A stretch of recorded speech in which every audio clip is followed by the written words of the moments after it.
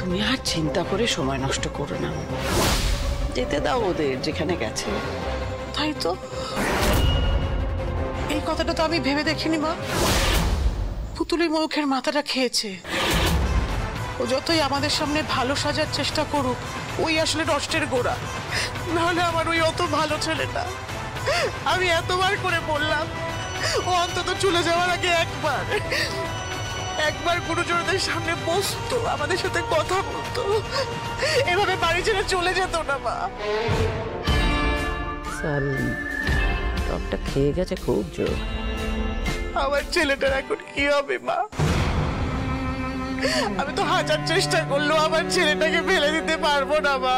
বড় বৌমা, বিয়ের পর সব ছেলের কাছে তার মা পর হয়ে যায়, এই সত্যটা তো তোমাকে মানতে হবে। এবার ছেলের মায়া তোমাকে ত্যাগ করতে হবে এবার বড় বৌমা।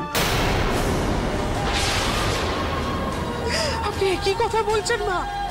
আমি পারবো না, আমি আমার ছেলেকে ছেড়ে থাকতে পারবো না মা।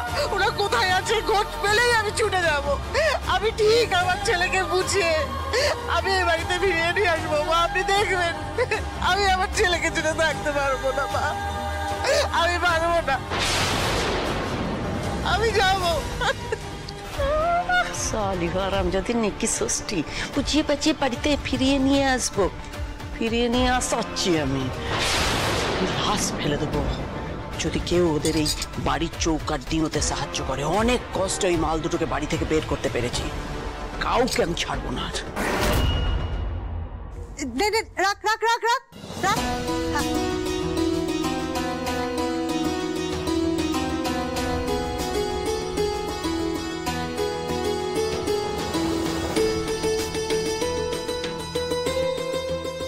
হয়ে গেছে, যা যা যা যা, বেরো বেরো। ও বৌমা, বৌমা তোমার পালঙ্ক পছন্দ হয়েছে? এর থেকে ভালো আর কিছু জুটলো না, বুঝলে? বিন্দুবাসী, তোমায় যে কি বলে ধন্যবাদ দেবো না, সত্যি আমার স্বামী খুব চিন্তা করছিল নিচে শুয়ে যদি আমার আবার শরীর টরীর খারাপ করে। আসলে আমি তো মানে ও বুঝেছি, তুমি বুঝি ছেলেপুরের মা হতে চলেছ? মা ষষ্ঠী তোমার মঙ্গল করুন। কিন্তু বৌমা, তোমার যে এখানে থাকা ঝুঁকি, টেনে টেনে জল তুলতে হবে। আমাদের তো আর এছাড়া কোনো উপায় নেই গোবিন্দবাসী। আচ্ছা তুমি এসব কথা বাদ দাও, আমায় বলো তো এই তক্তপোষ বালিশ তোষক এইসবের কত কি লাগবে? কিচ্ছু লাগবে না, এসব ফ্রি, একদম ফ্রি। আর দুটো চাদর বালিশের ওয়ার দিয়েছি, তার কি ভাড়া গুনবো বলো তো? আমি অত টাকার জন্য মরি না। পুতুল পুতুল পুতুল, এই দেখো সব জিনিসপত্র নিয়ে এসেছে, দেখো তো আর কিছু লাগবে কিনা। মা এত কিছু তুমি একেবারে আনতে গেলে কেন? কি অদ্ভুত।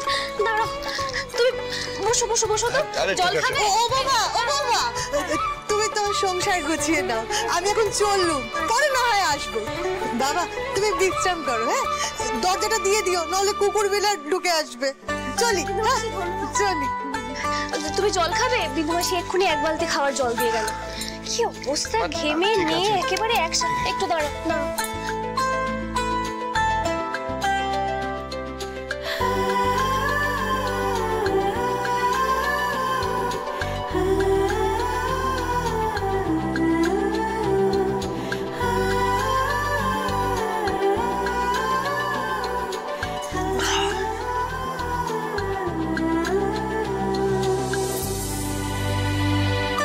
এগুলো কি বিন্দুবাসীতেই গেল? হ্যাঁ গো মহিম, তো দেখো না কত কিছু দিয়ে গেছে বিন্দুমাসি, আর বললো এর জন্য কোনো টাকা পয়সাও দিতে হবে না। আচ্ছা তুমি একটু বসো, আমি এই জিনিসপত্রগুলো একটু গুছিয়ে নিই। না না, বসার সময় নেই, কাজ ছেড়ে আমাকে বেরোতে হবে। যেভাবে হোক একটা চাকরি বা কাজ জোগাড় করতেই হবে। আচ্ছা ময়ূরদা, তুমি তো কম্পিউটারের কাজ কত ভালো জানো। সে জেনে আর কি লাভ বলো? ল্যাপটপ তো সঙ্গে করে আনি, এই ফোনটাই তো সম্ভব।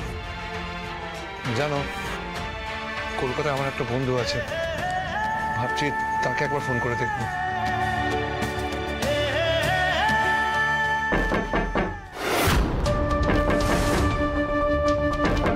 এখন আবার কে আসলো? বিন্দুবাসী এসছে হয়তো। বিন্দুমাসি তো বসো বসো বসো, আমি দেখছি।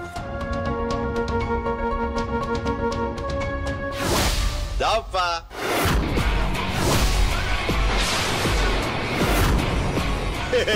দেখ আমাকে দেখে কেমন ঠিক গেছে। দেখ কিরে ফুলকুমা, টিডিপি কি ভেবেছিলি বাপের বাড়ি থেকে খেদানি খেয়ে বস্তিতে এসে উঠবি আর আমি তোদের টিকিও খুঁজে পাবো না? দেখি এটা কি রে? হ্যাঁ, এই প্রথম তোর বাড়িতে এলাম, কোথায় চা কফি খাওয়াবি, একটু খাদির যত্ন করবি, তা না দরজা থেকে খেতে দিচ্ছিস। খবরদার শুধু একদম নাটক করবি না বলে দিলাম। আর মাথায় যদি রক্ত ওঠে না, আজকে কিন্তু এখানে রক্তগঙ্গা বইবে। বেরো এখান থেকে, বেরো আছি। বাবা দেখেছিস দেখেছিস, হ্যাঁ টিডিপি কি ডায়লগ দিচ্ছে দেখেছিস? এই তুই কি করে টানবি রে টিডিপি? হ্যাঁ ছিলি চাষার বেটি, এখন হয়েছিস এই বিক্রির বউ। কিরে ফুলকুমার, হ্যাঁ ভালোই তো। এতদিন বেশ ওই ঠাম্মির হোটেলে বসে ফাইফা মাছ অর্ডার করছিলি, এখন বুঝবি কত মুরগিতে কত মাংস। ঠাম্মির কোলে বসে কাকাদের ঘাড়ে বন্দুক রেখে ভালোই ভাতের জোগাড়টা করছিলি। হ্যাঁ এখন ভাতের জোগাড় করতে কার ঘাড়ে বন্দুক রাখবি রে? তো ভুলে গেছিলাম, খালি বউটাকে রাস্তায় না আমি কি রে?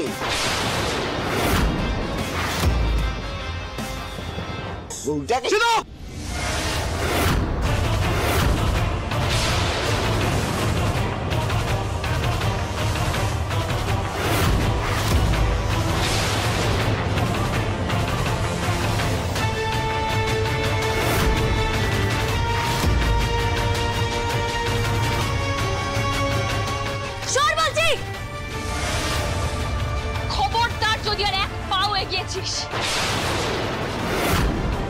খবরদার যদি আর এক পাও এগোস না, এই বটিতে সবজি কাটার আগে তোদেরকে কাটবো বলে দিলাম।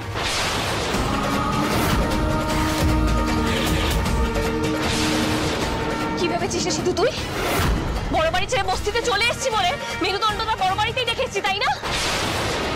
তোদের মধ্যে আজ যদি একজন আমার স্বামীর গায়ে হাত দিতে আসিস না, হাত আমি কেটে রেখে দেবো বলে দিলাম, শেষ করে দেবো প্রত্যেকটাকে। বেরো বেরো। দেশ দেখেছিস মার্কেটে? আচ্ছা এমন ভাব করছিস যেন বস্তিটা তোর বাপের কেনা। কি করবি তুই? তো বেরে তোর এত মার মেরেছিস তো।